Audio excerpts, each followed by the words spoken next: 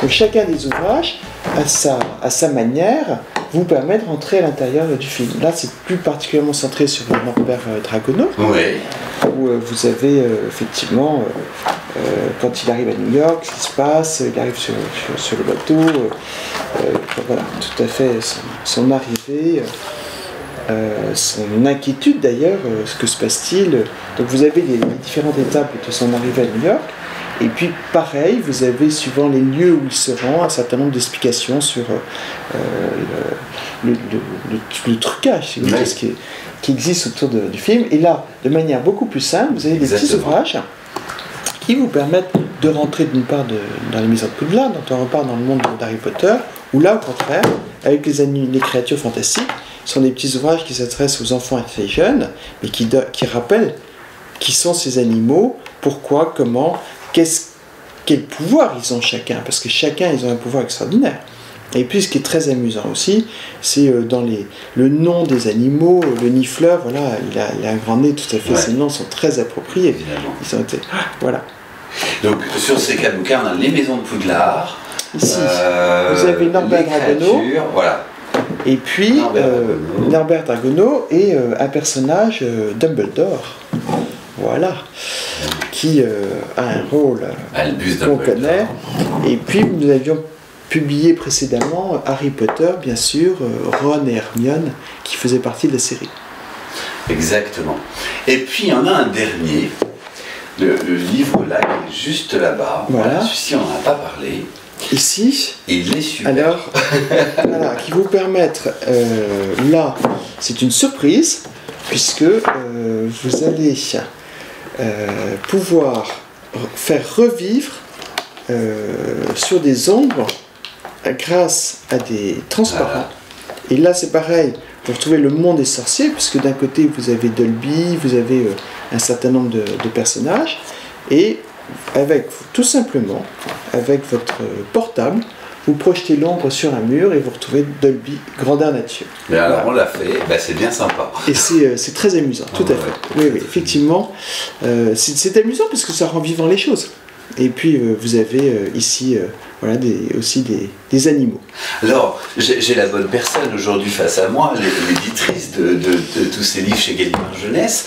Vous allez me donner 3 raisons pour lesquelles il faut s'intéresser à ces livres. Écoutez, moi je crois qu'il y a une chose qui est très importante et qui est extraordinaire, c'est qu'on a toujours tendance à parler du phénomène, du marketing, de cet ensemble. Dans la réalité, J.K. Rowling est un auteur extraordinaire qui a donné envie de lire aux enfants, qui a écrit des histoires qui s'adressent à tout le monde, qui a donné envie d'écrire. Ça n'est pas toujours aussi mentionné que les autres raisons. Et vous prenez un certain nombre d'auteurs, vous prenez Christophe Maury, Timothée de Fontbelle, Éric Lhomme, qui vous racontent l'importance qu'a pu avoir Harry Potter dans leur envie d'écrire à un moment donné. Et qui ont aussi créé une littérature pour les adolescents. Puisque pendant très longtemps, un enfant était dans ce monde de la littérature pour enfants et rentrait dans la littérature adulte sans qu'il y ait une littérature pour adolescents. Or, aujourd'hui, ce n'est plus le cas. Et vous avez une littérature qui s'est développée récemment, ces 20 dernières années, et qui est une littérature de très grande qualité, avec une très grande variété, des auteurs qui sont très exceptionnels. Donc ça, c'est une influence de Rowling. Et je rajouterais que cette littérature pour adolescents a aussi été fortement influencée par Philippe Pullman, qui a écrit À la croisée des mondes, cette trilogie, et dont nous nous réjouissons de publier prochainement en novembre un nouvel ouvrage. Voilà. Donc ça, c'est un grand événement. Et je rajouterais quelque chose d'étonnant par rapport à ces Pullman et Harry Potter, c'est qu'avec Pullman, il a été le premier auteur qui a été publié au grand format. Voilà. Avant, les publications étaient en poche. Et d'ailleurs, les premiers titres d'Harry Potter ont été publiés en poche. Et voilà, aujourd'hui, il y a de nombreux auteurs. C'est classique, c'est un format qui est classique. Nous avons rejoint la littérature pour adultes avec des grands formats qui d'ailleurs valorisent la lecture, donnent envie de lire. C'est très agréable dans ces ouvrages. Et je ferai le lien encore avec une influence de J.K. Rowling. C'est qu'à l'époque, ça remonte à peu près une vingtaine d'années, puisque nous avons célébré en 2018 les 20 ans d'Harry Potter. À l'époque, il y avait un certain nombre de croyances qui consistaient à dire que les enfants ne lisaient pas des pavés. Or, je crois qu'avec Harry Potter, il n'y a aucun doute. Voilà, ce sont des histoires. Et puis, que les enfants avaient du mal à rentrer dans des mondes complexes. Or, s'il y a bien un monde complexe, c'est le monde d'Harry Potter. Donc si vous voulez, voilà, ne serait-ce que 3 raisons, vous me demandez 3 raisons, c'est un auteur. Mais au-delà de tout ça, ce que je dirais surtout, c'est que c'est un auteur qui a une psychologie dans ses personnages vraiment tout à fait étonnante, une authenticité des sentiments, qui écrit et qui a une très belle plume, et puis qui a créé un monde fascinant, un monde étonnant dans lequel la transgression a sa place, dans lequel l'humanité a sa place aussi. Je veux dire, c'est un monde très humain. C'est un monde où chacun se reconnaît. Voilà. Il y a quand même quelque chose de très étonnant qu'il faut savoir avec Harry Potter. Quand tout à l'heure je vous disais que les premiers volumes ont été publiés au format de poche, par exemple, c'est que personne n'a jamais imaginé le succès que rencontrerait Harry Potter. Et d'ailleurs, elle a été refusée par un certain nombre d'éditeurs en Angleterre, et que quand nous l'avons acquis, l'éditrice Christine Baker l'a acheté avant qu'il soit publié en langue anglaise sur des feuillets volants d'un manuscrit. Et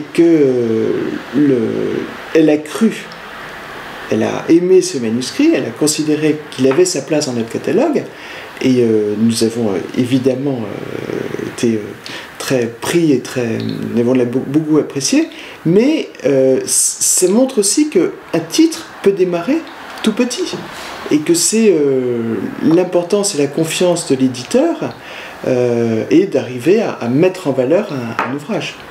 Alors Edwige, vous êtes responsable de Gallimard Jeunesse. Absolument. Et derrière ces différents livres se cachent plusieurs éditeurs. Enfin, c'est un travail d'équipe. C'est un travail d'équipe. D'abord, Gallimard Jeunesse publie chaque année 450 titres par an. Donc c'est quand même très, très vaste depuis le plus jeune âge jusqu'aux adolescents. Quand je vous ai avec parlé des belles collections. Et quand je disais adolescents, je dirais même les young adults quelque part. Donc c'est un catalogue très varié pour tous les âges et dans tous les domaines. Ça va de la petite enfance, bien entendu la littérature, jusqu'à la bande dessinée, en passant par les documentaires. Je vais dire, c'est très, très, très vaste.